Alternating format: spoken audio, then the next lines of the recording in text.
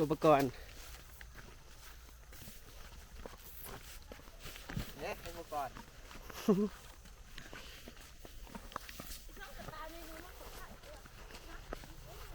ฮะเดี๋ยวเอามาหน่วยหนึ่งบอลนะเอามาหน่วยหนึ่ง เอามาในน้ำมันก็เท่าสอดกันเอา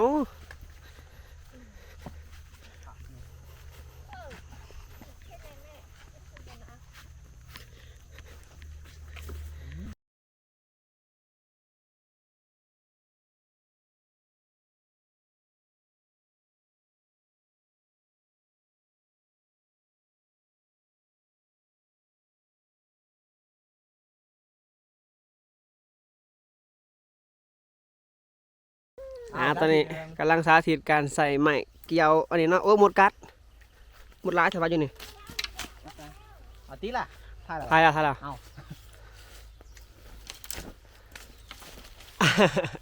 นี่ไงลงมาตีนเหยียบไว้ อ๋ออย่างนี้นี่เอง แล้วก็เอามือติดนี่กระใส่กระถุงเอามาตีหลักฮะ อ้าวแล้วได้กระถุงมา นี่เวลาหัวหายมือกำแล้วก็หมุน มือกำแล้วก็หมุนหมดกัด ผู้ได้มักลักเครื่องลักของมักยิบมักเด็ดถือใจยังมักลักบักม่วงยังไง มักยิบกับพี่เรื่อง เด็ดบิด เปิดทั้งแกน สำนี มัน มาไปต่อไปนี่ คิวกดปุ๊บไงก็เอาไม้ยาวเอาสาธิตให้เบิ่ง พวกไงใส่ไม้เงี้ย สมมุติว่าเห็นว่าไม้โมเทิงไม้ยาวให้เบิ่ง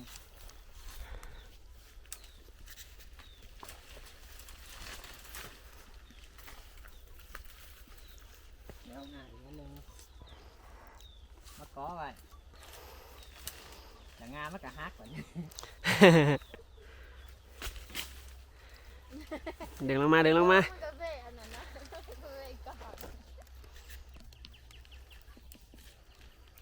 ี่โอกาสฮักด้วยเนี่ยกันฮักเดี๋ยวก็เฟลไปเลยนี่เยียบว่าตัวนี้เนี่ยเขาบริบอกกาแฟกลางวะเนี่ยกาแฟมิกนี่คือกาแฟมิกเอา เก็บรวมไปเลยวันนี้ ใส่เลยจะปลาขาย ใส่ ราคายเขาบูนะ เก็บไปเลยครับบูว่าอันนี้ กระซ่าเก็บปนเลยหลด มิกซ์ไปเลยวันนี้ เอารีมิกก็จะเขามิกเลย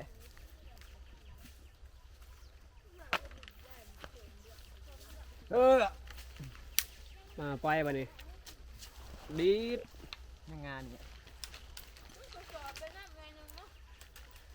ตีนเหยียบลงปึ๊บ โอ้กี่คือเลยกี่ คนสวนเห็นจะได้ไปกับสวนนี่กันยางสวนไปสวนมา จะสวยอะไรกันนักกันนะ นี่ว่าเสียงหน วังแหงหนึ่ง อืม พอแล้ว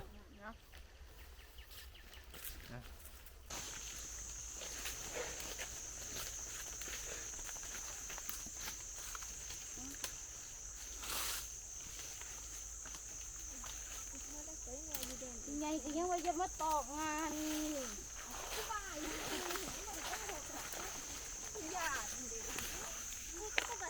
ตอนนี้เรากำลังลอก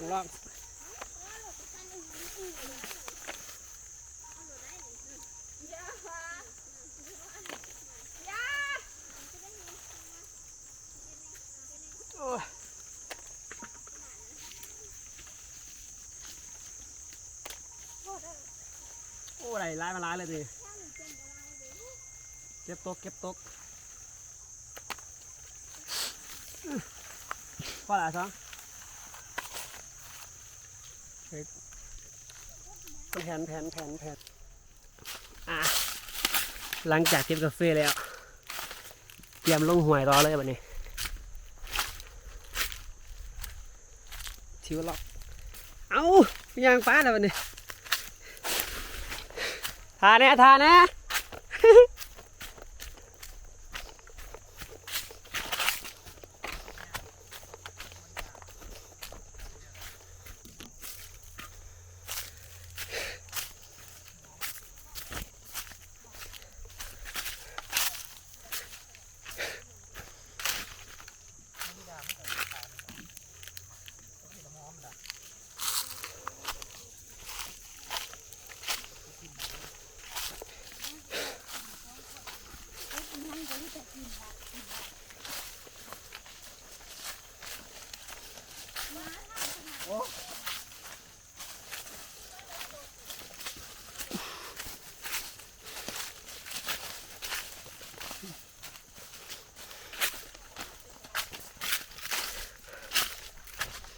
ไม่ได้สอดไปหัวยังเขาลืมละ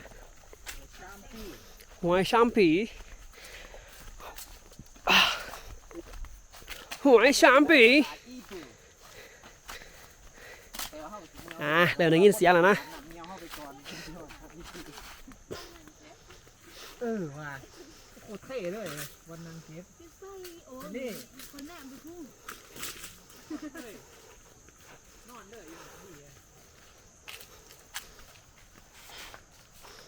ไปเรื่อยๆไปเรื่อยๆเดี๋ยวเห็นแล้วเห็นแล้ว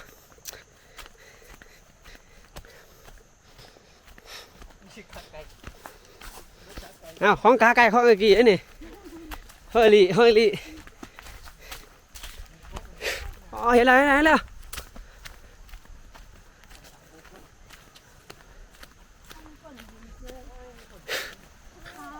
โอ้ยมาเดี๋ยวได้ยินเสียงนะได้ยินเสียงอะไรเดี๋ยวจะถ่ายไทม์สเลปกัน motion lab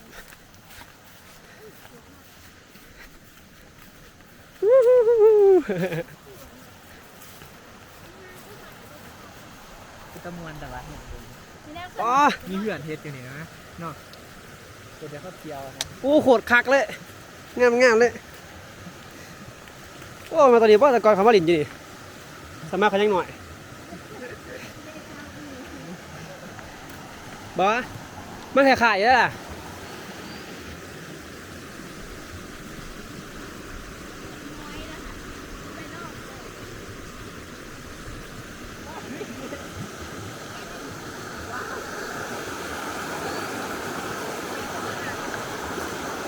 เรากำลัง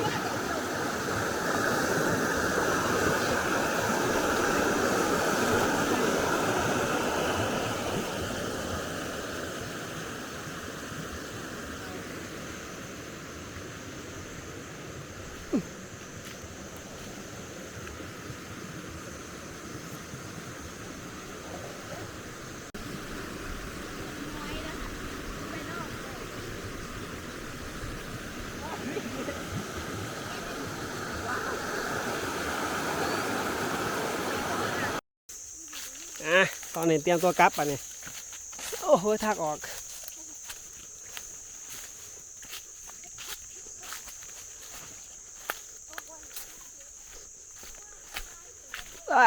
ใช่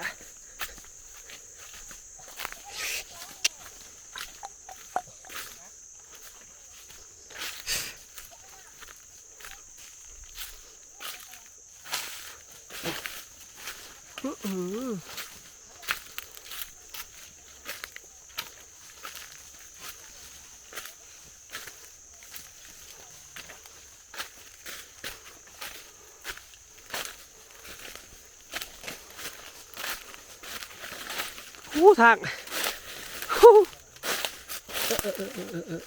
หมดกัด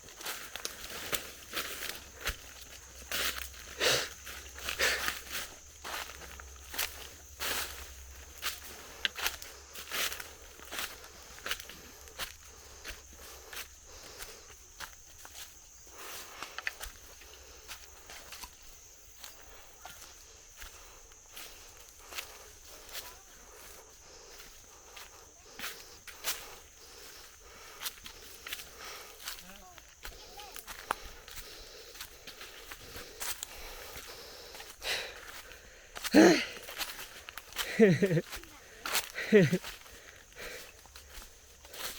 ้ยสิมือสักทีมามือ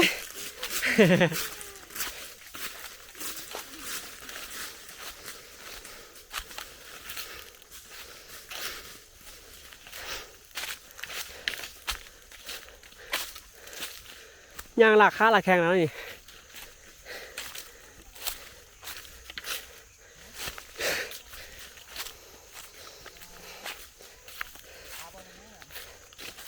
ฮะอิหยังบอกว่าเมื่ออาจจะเพื่อนผมนะเพราะว่า